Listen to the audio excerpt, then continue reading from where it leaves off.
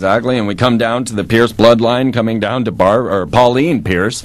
Now, Pauline Pierce was friends with Aleister Crowley, and she is known to have gone off to France and had a ritual with Aleister Crowley. So Pauline Pierce and Aleister Crowley off doing... Now, what you must realize is, once you get up in the higher levels of Freemasonry, with like the Ordo Templi Orientis, the order of the OTO, this is sex ritual, is sex magic, and that's where you get all of these hermaphroditic sexual symbols like target, sun sign.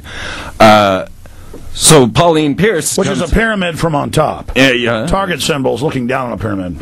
A step pyramid. Pauline Pierce then has a sexual ritual with Aleister Crowley. She comes back, and lo and behold, she's pregnant. Now, whether or not she was pregnant through Marvin or through Aleister Crowley is not known by the public, but then what we find is she gives birth to Barbara. Barbara Pierce then marries the head of the CIA, George H.W. Bush, and we have...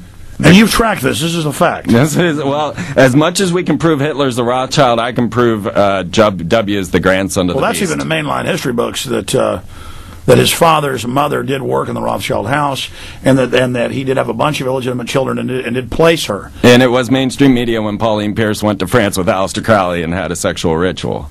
And so, then she is connected to Barbara. Yes, yeah. Pauline Pierce is Barbara Bush's mother. That is a fact. Yes, absolutely. Yeah, and that's unbelievable. You look at the picture, you know, and Barbara Bush looks very much like Aleister Crowley, and that would make George W. Bush the grandson of the beast. 666, and that's what Aleister Crowley called himself. I look at the picture, I look at the news, I see it. You know, it's up to you to decide. But to be clear, they admit that Barbara Bush's mother did have a tryst with Aleister Crowley. Absolutely, along with Marvin Pierce, who is the owner of McCall's and Red Book magazines. Well, she went off without him and returned pregnant. Yeah. So, I mean, it's admitted that Bill Clinton is a Rockefeller, that his mother was a prostitute, and then that's come out. It's admitted that Rockefellers have secret breeding programs. They're obsessed with that. Exactly. And if we believe this, and we see this over and over again, then this isn't that far outside of the realms of possibility.